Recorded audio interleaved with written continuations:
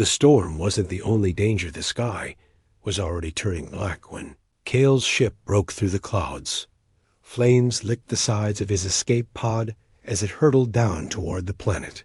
Lightning danced across the upper atmosphere, wild and unnatural. This wasn't a normal storm. It was alive with violent energy. Kale gritted his teeth and pulled the manual controls. "Just hold together a little longer," he whispered. The pod smashed into the ground with a bone-shaking crash. Dirt exploded. Rocks split. Metal groaned. But somehow, Kale was still alive. He kicked the hatch open and fell onto the cold ground. His breathing was heavy. His suit's oxygen level flashed red low. His comms? Dead. He looked around. The forest was strange. The trees were too tall, too silent. The sky above was covered with rolling, glowing clouds. A storm unlike anything he had seen before was sweeping toward him from the horizon, huge, fast, and deadly. He had no time. Kale looked left. Right then, saw it. A cave. A narrow opening in a stone cliff nearby. He didn't think. He ran out inside. The cave was dark, cold, and dry. Safer than the storm behind him. Kale collapsed near the entrance and pulled off his helmet. The air was breathable. Barely. The storm outside struck a moment later, lightning slamming into trees, wind screaming through the valley. Rain fell in sheets thick as walls. Inside the cave, it was quiet. Too quiet. Kale sat up slowly. That's when he felt it. Not cold. Not heat. A presence. The deeper cave stretched into darkness. He turned on his flashlight. The beam hit stone. Walls smooth and strangely shaped. Almost melted. He got up, scanning the area. The floor was covered in thin dust, but no footprints. No. Animals. No signs of life. So why did it feel like something was watching him? He moved further inside. Just a little. Just enough to be out of the storm's reach. But that was when the air changed. It got heavier. Like he wasn't breathing oxygen any more. He sat against the wall and tapped his wrist panel. No signal. Power low. He leaned back and tried to rest. But just as he closed his eyes, a voice whispered behind him, "You're the first one in 500 years?" Kale jumped to his feet and spun around. Light flashing wildly. Nothing there. Just the empty dark. He held his breath. Silence. Then the voice came again. This time from deeper inside the cave. "So long, I've waited." Kale backed away, heart pounding. "Who's there?" He shouted. No answer. Only the sound of something moving. Slowly scraping stone. He aimed his light into the tunnel, but it couldn't reach the end. "This is just the storm messing with me," he said, trying to calm himself. "Just wind. Just echoes." But the voice wasn't an echo. It was speaking to him. "I remember the taste of fear." Kale turned and ran back toward the entrance. But the storm was worse now. Lightning had struck a tree, and fire was spreading through the jungle. There was no going back. He turned again and stared into the cave. He had no choice. He had to go deeper to find another way out. Maybe a back tunnel. Maybe shelter. Maybe anything that wasn't waiting to eat him alive. His light flickered. The voice spoke once more. "Come closer. Let me remember what life feels like." Kale stepped forward, shaking, not because he was brave, but because this cave was the only place left to go. The cave that breathes. Kale walked deeper into the cave, holding his flickering flashlight in one hand and a small blade in the other. His footsteps echoed strangely, like the stone was hollow. Or listening. The storm outside had faded to background noise now, like a distant memory.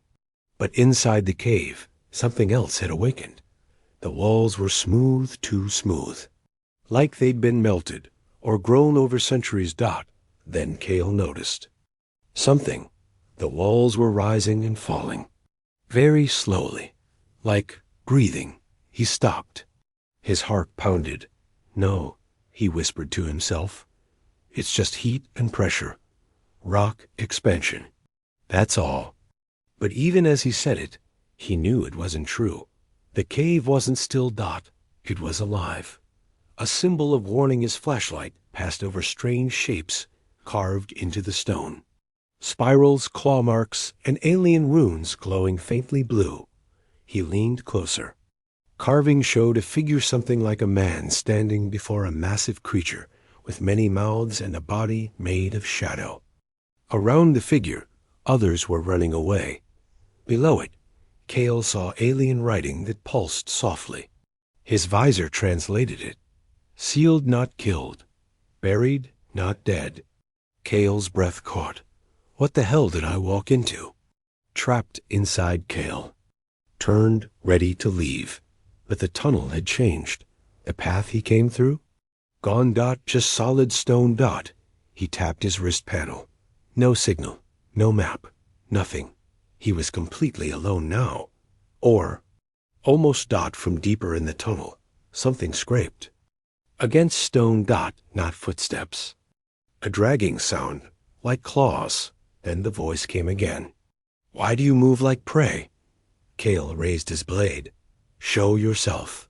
You are early, it whispered, but I'm so hungry. A past buried in bones, he pushed forward slowly. To the tunnel. The air grew colder with every step. Then he found it. A large chamber opened up. In the center was a pile of bones, hundreds of them.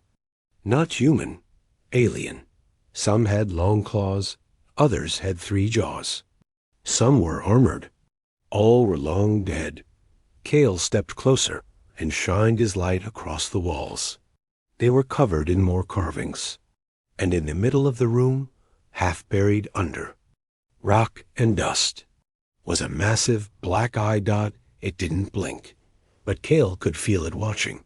The whisper behind him. Cale backed away, his breath shaking. The eye didn't move, but it didn't need to, because behind him, something exhaled. Warm air hit his neck. Cale spun around. Dot. No one there. But the wall. OPENED, a new path. A choice, and the voice said, Go deeper. Feed the story. Feed me. Cliffhanger ending. Cale looked at the new tunnel. Dark, silent, but calling. To him like a nightmare with a heartbeat. He knew going deeper was madness. But what if the way out was through it? He clenched his blade tighter. I didn't come this far to die scared. And with that, he stepped into the living dark. Cale moved deeper into the tunnel. His flashlight barely reached the curved walls now. Everything felt tighter like the yell. Cave was closing in behind him. The ground was wet, soft, and sticky. His boots made squelching sounds with every step. He knelt and touched the surface. Not mud, not water. Dot. It was old blood, dried and re-wet. Still warm. His heart raced. This place is not just alive, he whispered. It feeds. The visions begin. Cale stepped into a wide chamber where the air buzzed with static. Dot. Suddenly, his light flickered and images hit him like lightning. Not memories, visions. Thousands of creatures running. Alien voices screaming. Giant beasts clawing. At the walls is something huge, black, and twisted swallowed them whole. Cale saw a civilization, beautiful and bright, being torn apart by one being, a shadow with mouths, eyes, and hunger that never ended. He saw himself, trapped, alone, screaming. He stumbled backward, breathing hard. What was that? The voice returned closer, clearer. Memory, mine, yours, all the same in the end. Cale shivered. You're not just in this cave. You are the cave. I was sealed in flesh. They couldn't kill me. So they buried me inside a world. A hidden name. Cale found a glowing obelisk near the center of the room. Old, cracked, pulsing with faint energy. Alien text crawled across it, and his wrist device translated. We gave it a name, Silhara, The endless hunger burned our skies, broke our gods. We buried it under time. If you read this, leave, or become its next voice. Asterisk, asterisk. The moment he read the last line, the obelisk crumbled and something behind it moved. Kale's decision Kale pointed his light and froze. There it was, a piece of it. Just one, a massive claw, chained in stone, twitching. Gently, not dead, waking. You opened the memory, the voice said. You are now part of the story. Kale backed away. I didn't come here to feed you. No, it hissed. You came here to finish the meal. The final reveal of part 3 as Kale turned to run. He found the tunnel behind him gone. Instead, on the wall his own shadow was carved, new, fresh, and under it the cave had written one line. Next host, accepted, Kale screamed. But no sound came out. The cave had stolen even his voice. Kale ran his feet, pounded across the uneven cave floor. His breath came fast and sharp, but no matter how far he went, the tunnel didn't end. It only looped. He passed the same wall markings again, the same bones, the same dead silence after. Every breath it was a trap. This isn't a place, he whispered. It's a mind, and I'm inside it. And it was closing. The cave changes. He stopped at a stone arch. He had walked through it before. Twice, but now it was different. A shape had grown along the top, something long and twisted. With too many fingers, it moved when he blinked. He stepped back. The cave exhaled warm, like breath. Kale's skin crawled. He wasn't walking through tunnels anymore. He was walking through the creature's body. The voice returns, "Why run, little spark?" The voice said softly, "You walked into my mouth. All you must do is stay still." Kale growled, "You want fear? Then starve." But the voice didn't get angry. It laughed. "Oh no, I don't eat fear, Kale. I eat stories. And yours is just getting good." Kale froze. It knew his name. He never told it. An alien device suddenly. His boot hit something hard. He looked down and found a device buried in the dust. Old, alien, still glowing, faint green. He picked it up. It lit up in his hand, responding to human DNA. A small screen came alive. Emergency extraction beacon. Status, 12% charge. Hope he had something now. But as he looked up, the path behind him was gone again. This time, the walls had closed. Memory cage around him. The air shimmered. Then changed. Suddenly, Kale wasn't in a cave. He was back on his home station. The clean halls, the bright lights, familiar voices. His mother was there. His brother, too, laughing, but it wasn't real. He reached out, and their faces melted like wax. Screams replaced laughter. Blood ran down the station walls. Then everything vanished. Back to the cave.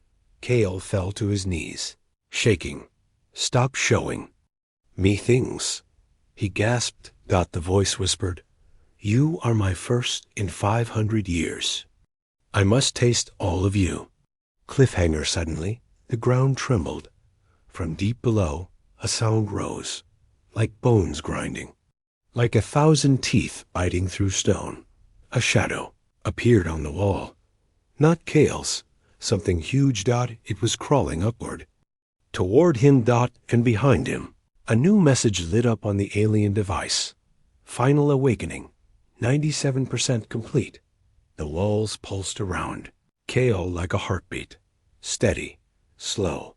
Alive. He backed away from the shadow crawling toward him. It was no longer hiding. It didn't need to. A giant claw scraped against the stone floor, long, black, and sharp like broken glass. The thing it belonged to was still mostly in the dark, but Kale could feel it. Not just near him. Inside him. The air burned with whispers. Dozens of voices. Children, Soldiers, mothers all speaking at once. You woke me, little fire. Now burn. The hunger awakened Kale gripped the alien beacon tighter. Its glow brightened. Emergency extraction. 13%, 14%, Still too slow. He looked around. He needed a weapon. A plan. A miracle. But the monster didn't wait.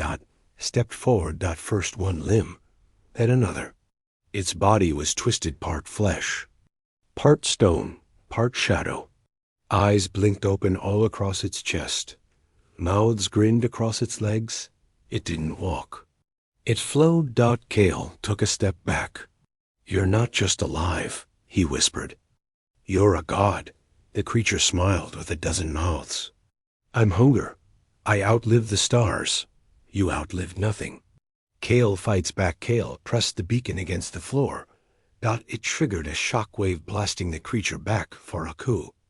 Moment. The walls shook. The stone cracked. The creature hissed. You dare strike me? Kale stood tall. I don't die begging. He grabbed a broken alien crystal from the floor still, humming with faint energy. It sparked in his hand. He lunged. Beast bleeds. The crystal cut into one of the creature's arms. For the first time, it screamed. Dark smoke poured from the wound. The creature recoiled, furious. You are no warrior. You are food. Kale raised the blade again, then choke. The final test begins. The walls began to collapse. The whole cave, no. The creature's body was breaking apart. But the extraction.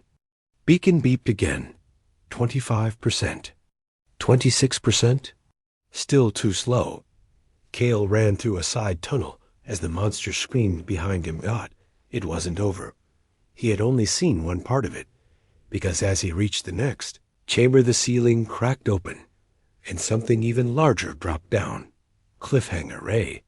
Second head. No eyes. Only mouths. All of them open. All of them laughing. And the final message on the wall, written in ancient alien blood, flickered into life. If one awakens, they all awaken. Kale stood frozen as the second head dropped from the ceiling. No eyes. No face, just mouths. Dozens. Some were human-sized. Others large enough to swallow a truck.